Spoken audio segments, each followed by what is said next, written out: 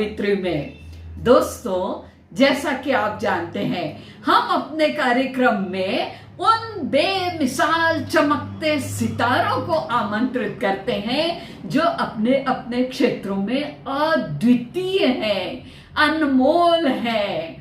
आज हमारे साथ हैं स्टैंड अप कॉमेडी के जनक, मिमिक्री के बादशाह, आवाज के जादूगर, अंतरराष्ट्रीय ख्याति प्राप्त वो कलाकार जिनका नाम आते ही हंसी के पटाखों और ठहाकों की फुहारों से पूरा वातावरण खुशबू नुमा और खुशनुमा हो जाता है। नाम है उनका, मध्य प्रदेश जबलपुर से हमारे साथ जुड़ रहे हैं श्री के नायकर। तहे दिल से स्वागत कीजिए, पर पहले आइए कुछ झलक देखें। ध्यान लग जाता, मन लग जाता तो हम मतलब बिल्कुल भगवान की तरफ वो करते हैं। और तुम और ये माचिस अगरबत्ती अब सब हम ही दे, मतलब हम ये भी करे वो भी करे, अपने हाथ से कुछ मत कर। अब हम पूजा कर रहे हैं, तुम बेकार अपना तुम काम करो, हमें करने दो, बेकार बात कर रहे हैं। घूर के मत देखो यार, समझी? एक बार घूर के देखा, जब से हम ये टावल पे आ गए। जाने कहाँ गए वो दिन कहते, जे देखो तुम ऐसे ही देखो, घूरो और हमारे हाथ जला तुम है। अब हम पूजा कर रहे हैं, हमें पूजा में मन लग गया एक बार, तुम जानती हो, अपना काम करो, हमें हाँ तुम अपना भजिया बनाओ, जो कर रही जो करो, हमें पूजा। ओम जय जगदीश हरे स्वामी, जय जगदीश हरे। जरा बेसन अच्छे से फेंटो ना, जितना बेसन फेंटेगा उतना अच्छा भजिया बनेगा। हाँ, ओम जय जगदीश हरे स्वामी, जय जगदीश। प्याज काट लिए कि नहीं? गोल वाले मत डालना, लंबे। हाँ, वो छकौड़ी के यहाँ जैसे भजिया बनते वैसे। हाँ, ओम जय जगदीश हरे स्वामी, जय। अरे तेल तो गरम होने दे यार, वैसे ही ठंडे में डाल, जब गरम हो जाएगा चुर्र से आवाज आएगी। वैसे ही देखो, हम पूजा में एक बार मन लग जाता है तो तुम समझती हो। फिर भी ओम जय जगदीश हरे। देखो दूध वाला आया, 1 मिनट। अरे यार रुक जाओ, वो दूध वाला दूध ले लो। भक्त जनों के लोटे में ले लो। साइकिल, अरे पैसे अभी नहीं, कल आ कल। अरे तनख्वाह आज नहीं, तुम कल आ यार, बेकार बात। पाला में दूर करे स्वामी पाला में। अरे दूध वाले से क्या बात कर रही, जब हंसिया चल रहे तुम।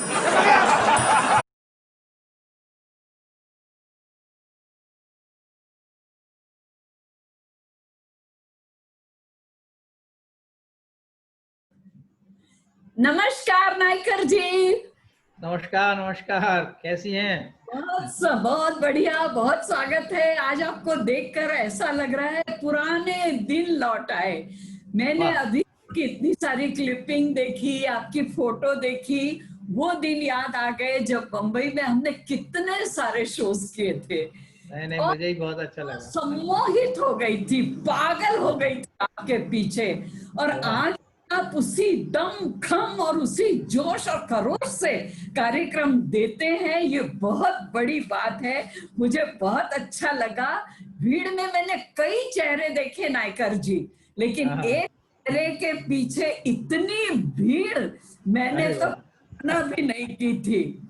अब देखें, इन दिनों देश बड़ी विकट परिस्थितियों से गुजर रहा है। बिल्कुल हकीकत।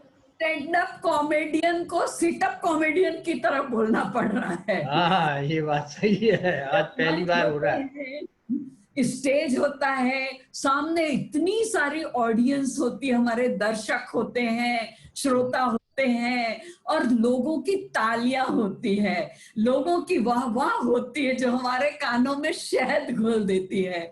लोगों के चेहरे की रौनक कितनी हमें अच्छी लगती है। लेकिन चलिए, जो परिस्थितियां हैं उसी में हमें एडजस्ट करना पड़ेगा। और मुझे पता है कि आप स्टैंड अप यानी स्टैंड अप कॉमेडियन ही है। बैठकर बोलना बहुत मुश्किल होता है। हाँ, सही बात है, ये तो मान दिया है मुझे। थोड़ा परिस्थितियों से समझौता कर लेते हैं।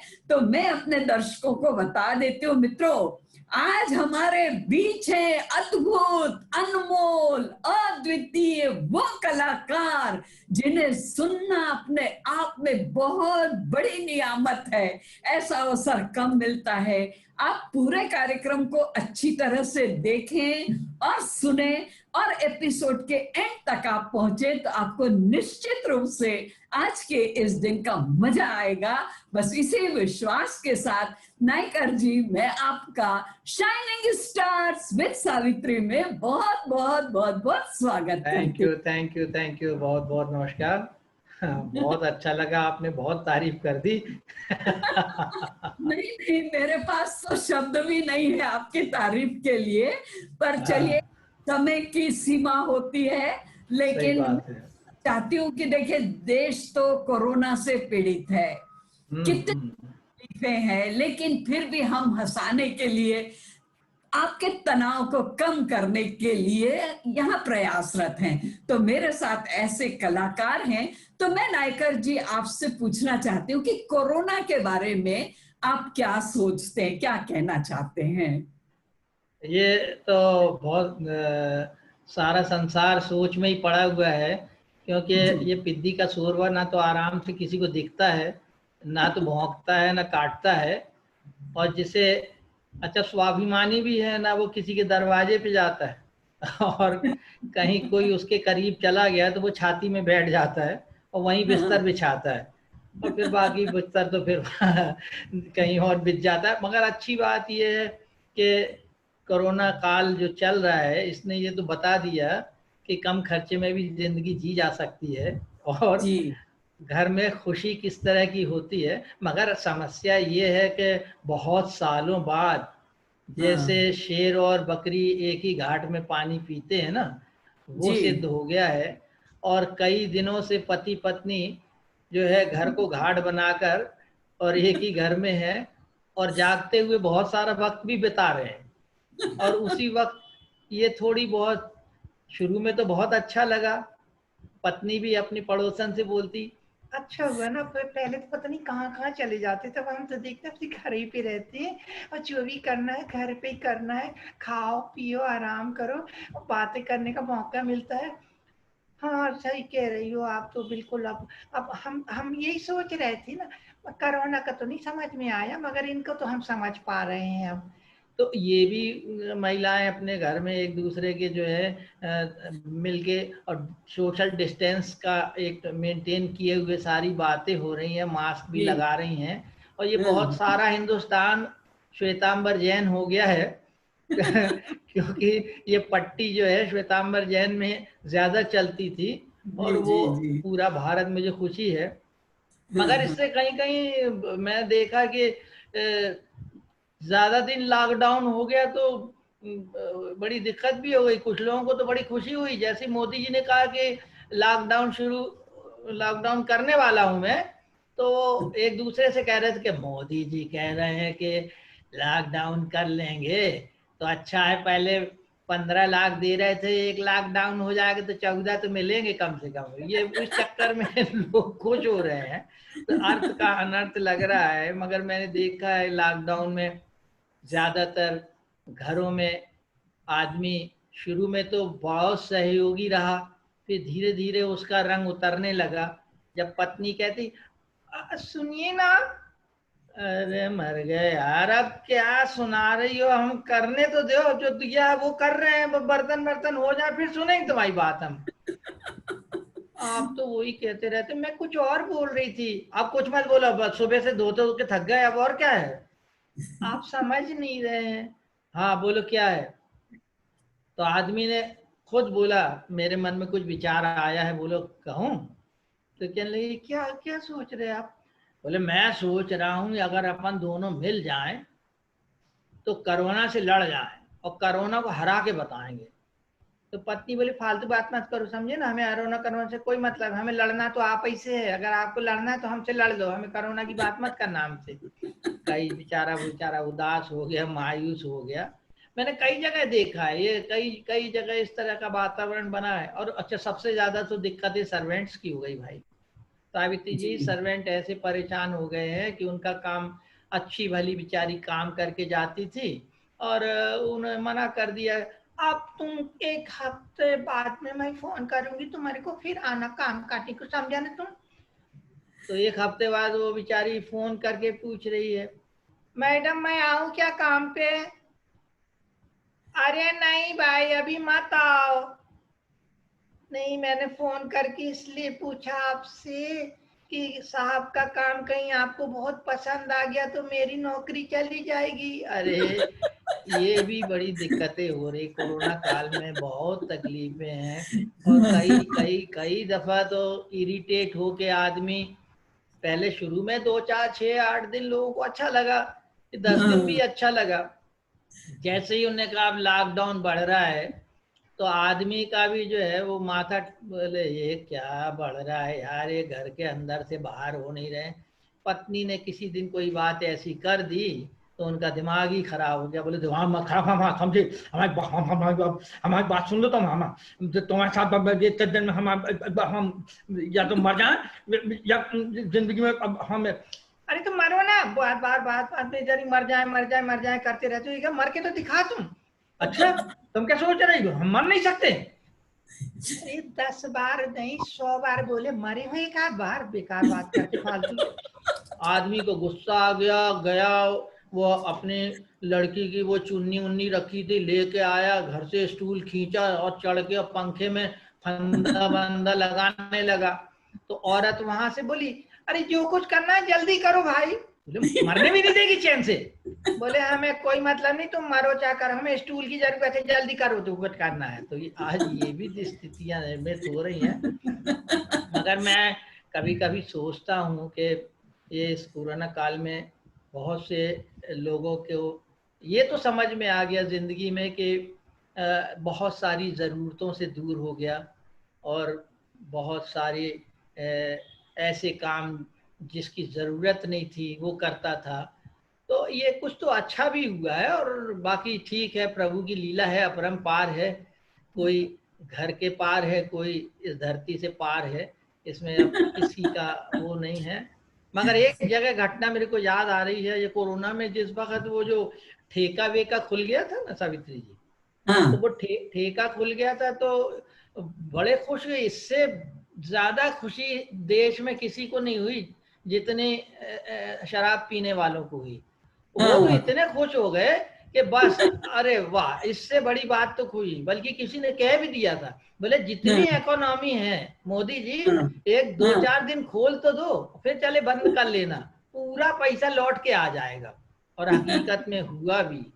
एक औरत जी, बहुत रो रही थी, परेशान थी और बगल वाले से कह रही थी, हमें कोई दिक्कत नहीं है, वो गए जब से ठेका खुला है तो बड़ी मुश्किल से मैं बच्ची की शादी के लिए मैंने जेवर ईवर बनाने के लिए पैसे लेके सब लेके चले गए और पता नहीं क्या करके आएंगे। वो आया क्या, वो तो पेटियां लेके आ गया। लड़की को बहुत चिंता थी उनकी, जिसकी शादी होने वाली थी, तो वो कहने लगी कि पापा गए हैं मेरी गाड़ी लेके, पता नहीं शराब तो खरीदेंगे और कहीं उनको लगा कि कम पड़ रहे पैसे तो कहीं गाड़ी ना बेच के शराब ले आए। उस वक्त ये ऐसी घटनाएं बहुत सी घटी हैं। और एक दिलचस्प घटना जो मेरे मेमोरी में है, जो मैं मेरी कल्पना है, कि एक साहब को इतनी खुंदस थी कोरोना से, उन्होंने कहा कि मिल जाए कहीं। अब वो हाँ, मिल जाए कोरोना, तो एक ने पूछा कोरोना की बात कर रहे हैं? नहीं, दारू की बात कर रहे हैं, एक बार दारू मिल जाए फिर कोरोना को हम देख लेंगे। तो उस दिन ये ठेके में उनको दारू मिल गई थी, टाइट हो गए। और टाइट होने के बाद में वो घर से निकले तो बिल्कुल ये इरादे से कि कोरोना से आज निपट लेंगे हम। किसी ने जी, उनको जी, रास्ते में टोका भी, कहा है बनवारी कहाँ, अरे कोरोना को आज मिल तो जाने दो, हम हाथ पैर तोड़ के रख देंगे आज उसके, समझता कि अब आज समझ में आएगा। तो एक बोला कहा मिला क्या? अरे तुम अपना काम करो, हम देख लेंगे कोरोना को। कहीं वो खंबे से टिक गए और खंबे से टिक के खंबे से ही बात करने लगे। अरे सुनो, जब हम निकला करें तो बाजू खड़े रहा करो, जहाँ रास्ते में खड़े रहते हो। तुमको मालूम है कि हम निकल रहे, जब भी कल भी निकले तुम यहीं खड़े थे। अब खंबा तो अपनी जगह रहता ही है। फिर बाद में बोले हम तो कोरोना को निकले, आज उसके हाथ पैर तोड़ देंगे, उसको समझ में आ जाएगा। इत्तेफाक से उनको उनकी नजर में कोरोना दिखने लगा, उनको इमेजिनेशन में आ गया, तो उससे ही बात कर रहे हैं। अरे सुन कोरोना, ए कोरोना, तू ये कोरोना, हम जो कह रहे समझ लो, तुम निकल जाए यहाँ से हिंदुस्तान, समझे? तुमको मालूम है कि तुम्हारी वजह से क्या होगा? तुम्हारी वजह से 8,350 लोगों के पीठ में पुलिस ने टैटू बना दिए, सब तुम्हारी वजह से। और पता नहीं कितने लोगों के 1,000 लाख पुट्ठे लाल हो गए, सब तुम्हारी वजह से। अब तुम निकल जाओ तो अच्छा, नहीं तो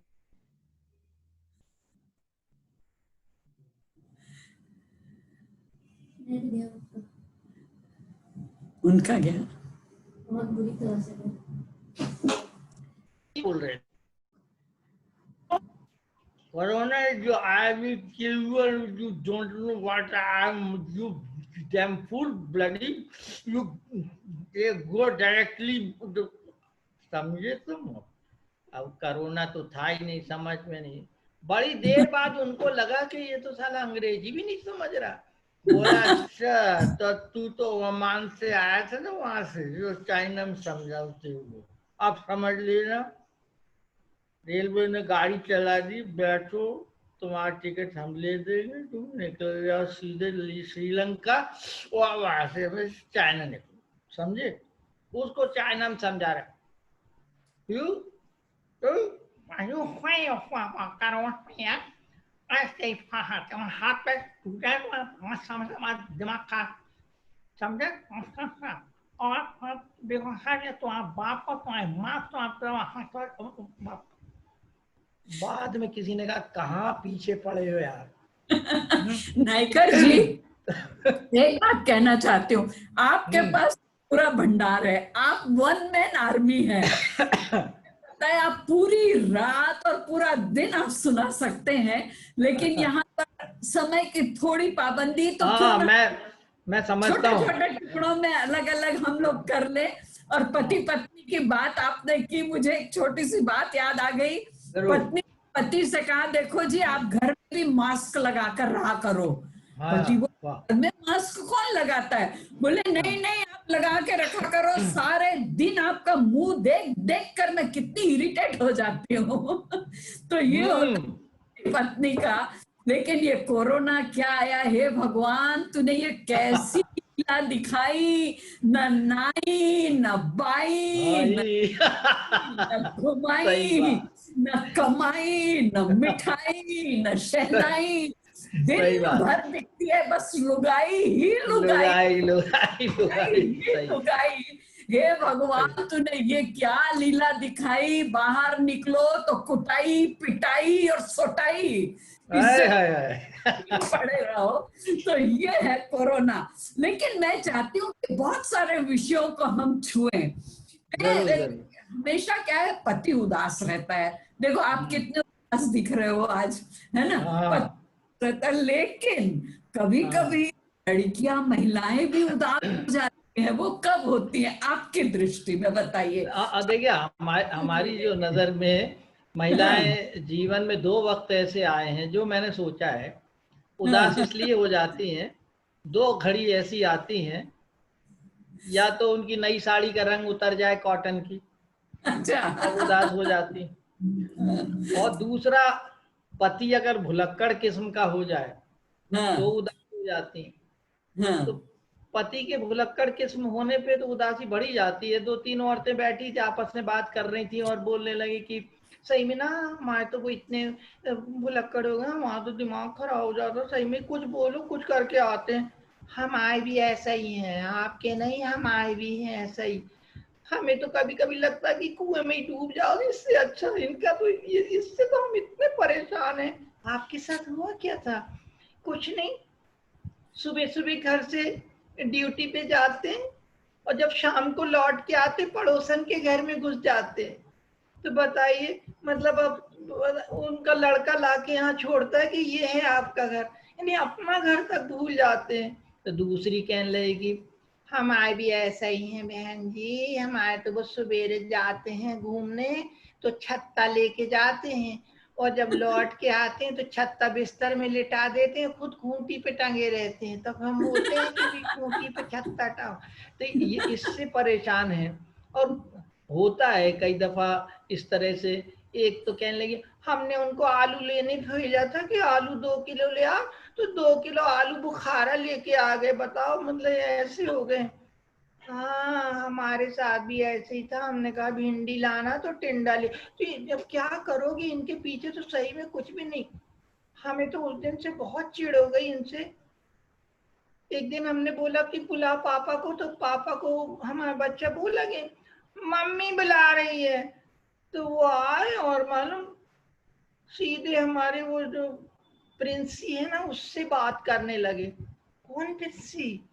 वो हमारी कुतिया पाली हमने। बताओ, हमें और कुतिया में फर्क नहीं दिख रहा उनको। तो इससे भी उदास। मगर हाँ, साड़ी जब का रंग निकल जाता है तो वाकई ये सब्जेक्ट बड़ा वैसा है। हमने जो सोचा कि साड़ी का रंग निकल जाता है, तो साड़ी का आना भी तो पहले होता है। जैसी पति आता है घर में तो ऐसी पत्नियां ऐसी उतावली होती, कहाँ रह गए थे, वो कितनी देर लगा दी आपने, मालूम कितनी देर से और शाम के 5 बज रहे हैं और हम सोच रहे थे 3 बजे आ जाओगे, रोज आ जाते। अरे जरा काम पड़ गया था ऑफिस में। क्यों, क्या बात क्या? मालूम मोहल्ले में कितनी बातें हो रही तुम्हारे, मतलब हमने तो बहुत खराब। हमारे बारे में क्या बात हो रही? हमने क्या किया तुम्हें मालूम है? सीधे दफ्तर जाता हूँ, दफ्तर से आता हूँ, हमारे बारे में क्या बात कर रहे? अरे आप अपने ऊपर मतलब, मैं कह रही कि वो जो शुक्ला जी की मिसेस साड़ियाँ लाई थी ना बॉम्बे से, तो सबको बांटा एक एक, मालूम ने? हमने मना कर दिया। हमने कहा नहीं, इन्होंने तो अभी लेके आए हैं। और तो मैंने तो झूठ बोल दिया उनसे मालूम। और वो पैंट पीस भी लेके आई थी, सबको उन्होंने दिए। और मैंने तो मना कर दिया था कि आप लेके आए हो, अब वो लोग नए नए पहनेंगे, आप पुराने, तो आप भी चल के ले लो। अरे यार जो है ठीक है, कहाँ तुम भी चक्कर में डाल रही मेरे को। नहीं देखो, फिर हमारी इंसल्ट होगी ऐसे में। पति को घसीट के बाजार ले गई, रिक्शे में बैठाल के, रिक्शे वाले को वो घसीटता रहा। एक जगह ऐसी आई कि पत्नी चिल्लाई, एक रिक्शा रोको रोको रोको। बोले बाजार तो आ गए हैं साहब। अरे रोको ना। पति बोला, काहे के लिए रुकवा रही हो? नहीं, एक बार एनिवर्सरी में हमारे लिए साड़ी लेके आए थे ना, बिल्कुल पोल्का डॉट, वो देखिए बिल्कुल वैसे सेम कलर सेम। आदमी बोला, नहीं नहीं वो नहीं, वैसी नहीं, आप पास से देख लो, वो ही है बिल्कुल सेम, आप शर्ट लगा लो। जबरदस्ती उतार के दुकान के सामने ले गई। तो दुकानदार तो था ही तैयार, आइए आइए आइए बहन जी, अंदर आइए आइए। नहीं लेना नहीं, बाहर से ही देख रही। नहीं, अरे आप देखिए ना, ले भाई, देखने का कौन, अंदर आइए अंदर आइए। आओ ना देख लेते। अंदर ले गई। जैसे ही अंदर पहुंची तो एकाएक साड़ी पे नजर पड़ी तो उन्होंने कहा, सुनिए ये कॉटन की है। हाँ सब बहुत बढ़िया चीज है, आपको ये चुनरी में है, बहुत बढ़िया, आपको दिखा रहे, इससे बढ़िया कोई चीज मिलेगी नहीं। और आप इसका कलर देखिए, इसकी डिजाइन देखिए, ये 3 साल से लटके अभी तक रंग नहीं निकला, बहुत बढ़िया चीज दिखा रहे हैं आपको। ये देखिए, उन्होंने ऐसा साड़ी फेंकी। अच्छा बहुत अच्छा, आपके पास में उसमें भी है क्या, क्या गज्जी सिल्क वगैरह? हाँ, अरे बनवारी गज्जी सिल्क दिखा दे, गज्जी सिल्क। ये देखिए गज्जी सिल्क। गज्जी सिल्क देखने लगी। पति देख रहा है। फिर बोली, अच्छा आपके पास में ऑर्गेंडी में है क्या? अरे ऑर्गेंडी निकाल, अरे ऊपर से फेंक ना। अरे क्या बोल रहा हूँ, क्या फेंक रहा है, ये कफन का कपड़ा है, तेरे को ऑर्गेंडी बोला। नया लड़का रखा है ना, इसलिए। अब एक के बाद एक साड़ियां देख ले तो उन्होंने दिखाते दिखाते सब उन्होंने दे दिया। दिखा के पति देख रहा है। पत्नी बोली, आप बताओ ना कौन सी अच्छी लग रही? बोले ये अच्छी है। सुनिए, इनको ये अच्छी लगी, अलग कर दीजिएगा। और ये वाली कैसी है? अरे ये तो बहुत ही बढ़िया है राम, आपको सब अच्छी लग रही, कहाँ तक इस तरह पसंद। एक एक करके ढेर सारी खरीद ली। और शाम हो ही गई थी। जैसे ही काउंटर पे आई तो पत्नी का मुंह देखा। पत्नी तो खुश थी।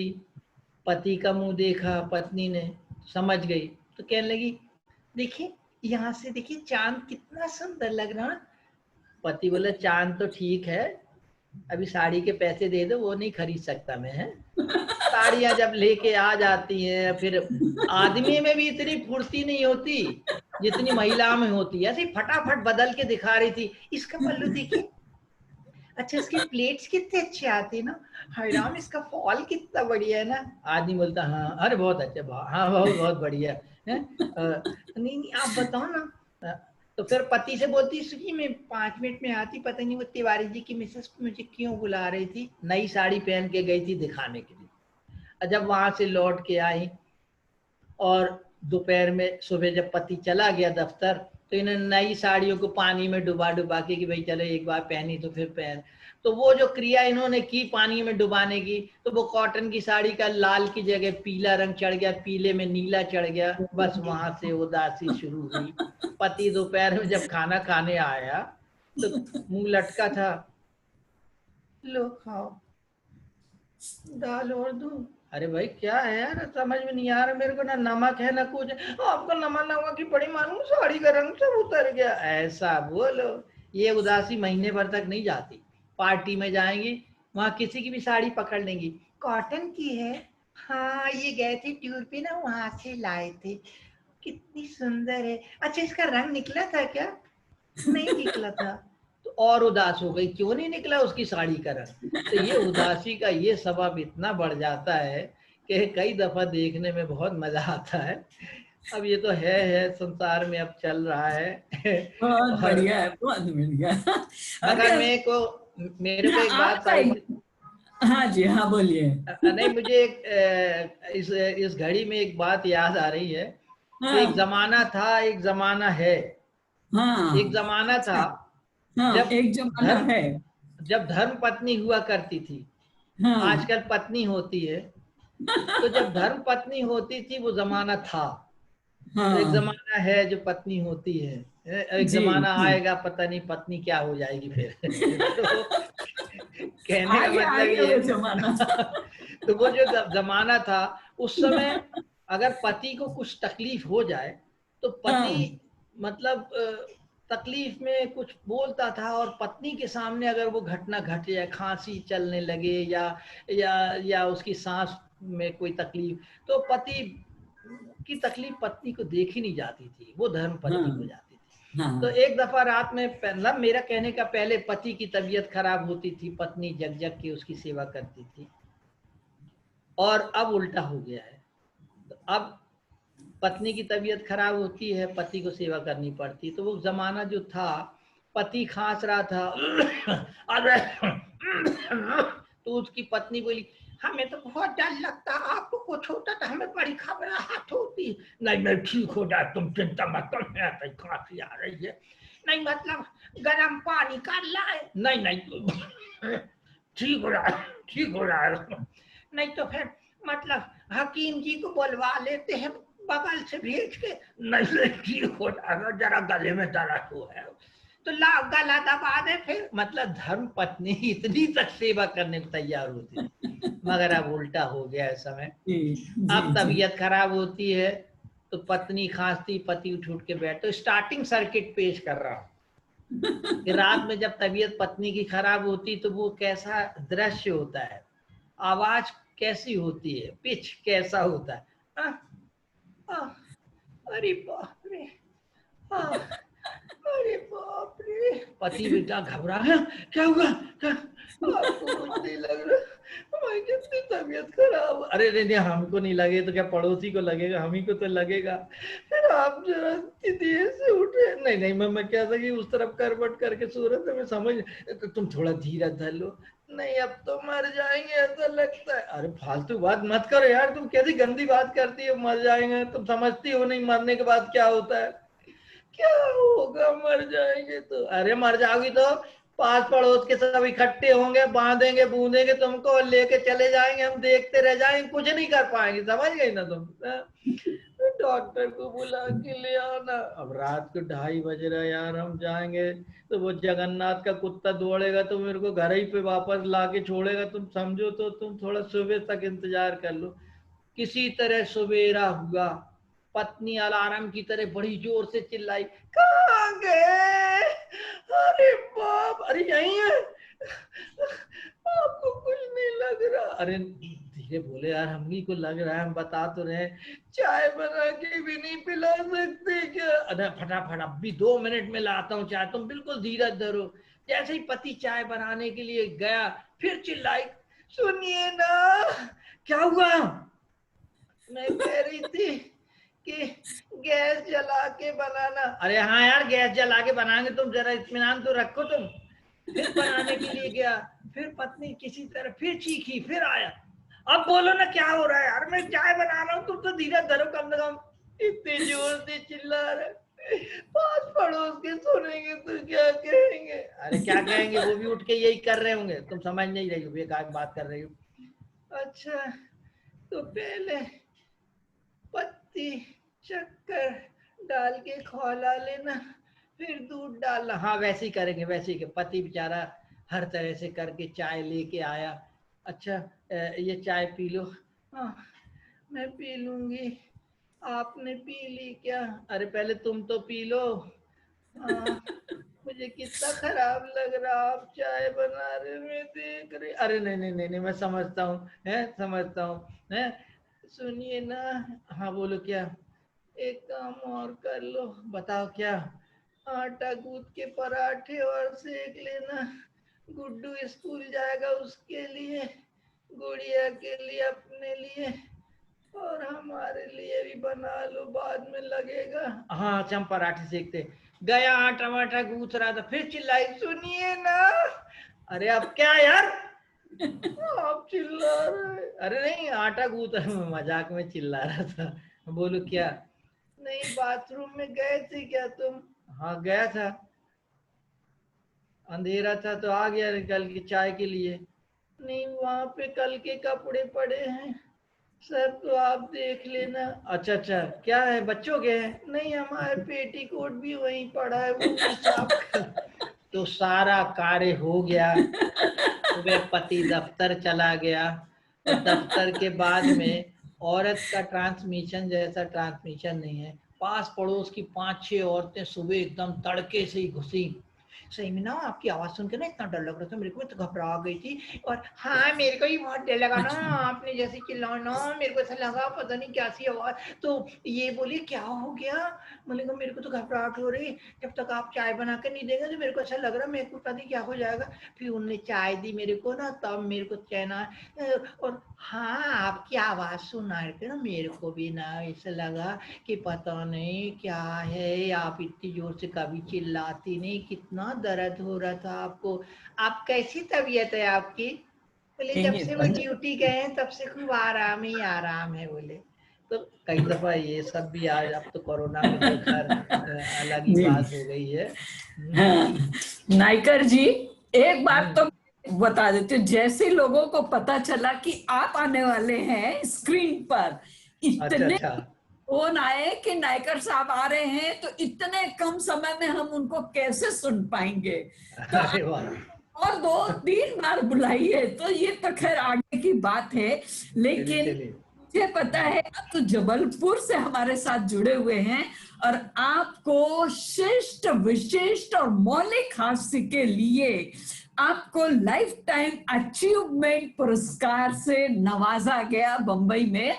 बहुत हाँ बड़ा थैंक यू। था जिसमें सारे हास्य कलाकार थे। और एक और हाँ आश्चर्य की बात है कि आप इतने मौलिक जो आइटम्स देते हैं, ऐसा लगता है घर परिवार की बातें हैं। तो बहुत से आर्टिस्ट आपकी नकल कर रहे हैं, थोड़ा फेर बदल करके वो पेश कर देते हैं, और उन्हें भी उतनी तालियां उतनी प्रशंसा मिलती है। तो मैं सोचती हूँ आपने इतना बड़ा दिल रखा है, हर कलाकार को आप अप्रिशिएट करते हैं। इस बारे में आप क्या कहना चाहते हैं? क्योंकि समय मैं पहले ही बताई, फिर हम 2-3 एपिसोड बनाएंगे, लेकिन आपके हाँ। विचार मैं जरूर जानना चाहूंगी नए नहीं कलाकारों के लिए। नहीं सब बहुत अच्छा कर रहे हैं। मैं किसी आर्टिस्ट को कोई मतलब मैं किसी का के नुक्स पे बात नहीं करता कि वो ऐसा करता है या वैसे करते हैं ऐसा। देखिए जी सबका जी अपना अपना अंदाज है, और कई कई जगह ऐसी बातें हो जाती हैं कि मैं सबसे कहता हूँ कि एक लाइन भी अगर आप लिखते हैं तो जी वो आपके अधिकार में रहती है, आप कह सकते हैं कि मेरी लिखी लाइन है। और मंच पे भी आप अपना अगर कुछ पेश करते हैं तो आप दावे के से खुशी से कहते कि ये मेरा कहा हुआ है। तो कोशिश करना चाहिए हर आर्टिस्ट को कि अपनी पहचान स्वयं वो बना के चले। और बाकी तो देखिए, नाम है, प्रभु की कृपा है, ये बहुत ज़रूरी है। क्योंकि मुझे अच्छे से मालूम है बॉम्बे के लिए, जब मुझे पहली बार जब ये लाफ्टर वगैरह शुरू नहीं हुआ था जी और कुछ जी भी नहीं था, तब मैं हाँ, मुझे आशका नारायण अटल जी के साथ में मौका मिला था ऋषिकेश दास से मिलने का। तो ऋषि दास से जब हम मिले थे तो मेरा परिचय हुआ। तो जब मैं उनको पता लगा कि मैं जबलपुर का हूँ तो वो बहुत खुश हुए।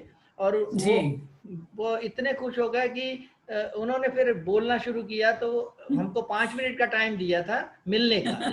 तो विमोचन था हाँ, किताब का, फिल्म जी पुराण का। जी तो जी वो आधे घंटे तक हमारी बात हुई, सिर्फ इसलिए कि जबलपुर में ऋषिदा पढ़े थे और जिस स्कूल में पढ़े थे उसी स्कूल में हम भी पढ़े। तो वो बहुत वाह खुश हुए। वाह, तो ऋषिदा ने कितनी मुझे बढ़िया। सुनने के बाद में हाँ एक ही बात कहा, बोले हाँ तुम्हारा लाख खराब है। बम्बई में पहले लाख चलता है फिर टैलेंट चलता है। तुम्हारा हाँ जैसा आर्टिस्ट मेरा पिक्चर में काम करना था। तो मैं तो उसी हाँ, वक्त निहाल हो गया कि एक इतना पारखी आदमी मुझे इस तरह से जज कर रहा है। तो बहुत अच्छा, मैं सबको बहुत वेल विशर हूँ आशीष। सबके लिए कि भाई खूब आशीष देता हूँ कि खूब करें, खूब मस्त करें, है ना। अब हाँ, तो ये सावित्री जी सबसे बड़ी दिक्कत हो गई है, कोरोना के चक्कर में शादी ब्याह फंस गए। जी जी लड़के उदास हो रहे हैं, लड़कियां उदास हो रही हैं। जिन जी जी, लड़कियों ने प्लान किया था खूब नाचेंगे गाएंगे, वो सब गड़बड़ हो गया। तो मैं गड़बड़ हो मुझे गई। एक संदर्भ याद, शादी का याद आया है। तो मैं हाँ अगर आपके पास वक्त है तो सुनाऊं तो हाँ, तो दो संद मिनट के लिए, हाँ चलिए ठीक हाँ, है। मैं केवल लड़की की विदाई की बात कर रहा हूँ कि एक जी जमाने में विदाई देखने का मजा ये था कि शादी तो हो जाती थी, जब लड़की की विदा होती थी तो लड़की बहुत जोर जोर से रोती थी। जी लड़की का भाई रोता था, लड़की की माँ रोती थी, लड़की की बहन रोती थी, लड़की का बाप रोता था, और लड़की के पड़ोस वाला लड़का बहुत रोता था विदाई के बाद। नहीं, उसको बहन मानता था इसलिए रोता था। तो मुझे मुझे वो घटना याद आती है कि किस तरह से लड़कियां विदा के वक्त रोती थी। हिंदुस्तान में जी हर लड़की एक ही रिदम में रोती है, चाहे हाँ वो हाँ, पंजाब की हो, बंगाल की हो। हमारे यहाँ का रोने अच्छा का स्टाइल लगभग सबका। तो जैसी हाँ एकदम से वो माँ से लिपट के रोई, मगर माँ रोती जरूर थी, उसका घर का हाँ इंतजाम उसके हाथ में होता था। तो रोती जाती थी और घर के काम काज पे बात भी करती जाती थी। जैसी हाँ, लड़की रोने लगी लिपट के, तो एकदम माँ ने कहा, नहीं ऐसे मत रो, हमें बहुत दुख होता है, तुम्हारा रोना देख के हम नहीं रह सकते। इतने बगल से आवाज आई, मौसी जी, तो मौसा जी के पजामे का नाड़ा नहीं मिल रहा है। तो मौसी जी मतलब लड़की की माँ थी जो, तो कह नहीं, अलमारी खोल के देख लो, उसमें नहीं मिले तो फिर हमारे पेटीकोट का निकाल के दे देना। मगर रोना भी महत्वपूर्ण था, तो रो भी रही है। फिर लड़की बड़ी जोर से लिपट के रोती है एकदम से, बाबूजी, बाबूजी। बाबूजी ने गले लगाया, नहीं बेटा, हमारा दिल मत दुखाओ बेटा, वैसे ही दहेज दे के बहुत दुखी है बेटा। बाद में हमारे यहाँ घूंघट की प्रथा है, घूंघट से जो जी है कभी कभी बड़ी दुर्घटनाएं भी हो जाती हैं। जी तो जी लड़की रो रही बहुत जोर से लिपट के, भैया भैया भैया भैया करके रोने लगी। तो झट लड़की के पिताजी ने हाथ पकड़ के खींचा, बोले भैया नहीं बेटा, वो तुम्हारे पति देव है। घूंघट से उसको बेचारी को दिखा नहीं था। तो विदा के वक्त कई दफा ये होता है। और सब बारात विदा होके आ जाती है तो बहुत लंबे, आपको मालूम है मेरे प्रोग्रामों में मैं जी फुल जी लेंथ ऑब्जर्वेशन सुनाता हूँ, एंड टू यानी स्टार्ट टू एंड। तो लास्ट का एक बता देता हूँ कि शादी जब पहुंच जाती है लड़की अपने घर, यानी ससुराल, तो ससुराल का हाँ पहला दिन हफ्ते भर बाद, महीने भर बाद, फिर घर बर्बाद। हाँ नहीं मतलब घर बर्बाद नहीं, सबका नहीं होता फिर भी। तो पहले दिन जब वो पहुंचती है तो उसके गले से आवाज कैसी निकलती है, जब नंदे बोलती हैं कि भाभी बैठो ना, खाओ ना साथ में। भाभी अब तक आप नहीं खाओ, हम नहीं खाएंगे, आप बता दें। तो भाभी उस दिन पहली बार जब बोलती है, उसकी आवाज में क्या स्वर कैसा आता है, आप लोग खा लो, मेरा मन नहीं कर रहा। ये पहला दिन। हफ्ते भर बाद, फिर महीने भर बाद, तो महीने भर बाद फिर तो जंग छिड़ जाती है। पति पत्नी में हो गई, आदमी बड़ा निर्दयी होता है, झगड़ के निकल जाता है तो भूल जाता कि कैसा लड़के आया था। फिर फोन भी करता है पत्नी को, पत्नी रिसीव करती, हेलो, पति बोलता है खाने में क्या बनाया है? तो लड़की गुस्से के मारे, इतना लड़के गया था, तो लड़की बोलती जहर बनाया है। अच्छा ठीक है, तुम खा के सो जाओ, हम एक आध घंटे बाद आते हैं। ये महीने भर बाद। बहुत बढ़िया। आपके तो एक से एक आइटम है, चाट का ठेला, अंग्रेजी फिल्म का ट्रेलर, और हाँ, सब कितने सारे, मैं क्या क्या गिनाऊं। और हमारे मगर सारे दर्शक आपको बहुत सुनना चाहते हैं। चलिए, भगवान चाहेगा हम फिर से मिलेंगे। जरूर जरूर जरूर। आने का मन तो नहीं हो रहा है, लेकिन समय की थैंक अपनी यू। है। हाँ, सही बात है। मणिकर जी, आप अपना बहुमूल्य समय निकाल कर यहाँ आए और आपने मेरे प्रोग्राम में 4 चांद लगा दिए। थैंक मैं यू, थैंक यू। आपके दिल से चलिए। शुक्रिया अदा करती हूँ। नमस्कार, नमस्कार। नमस्कार नमस्कार नमस्कार नमस्कार।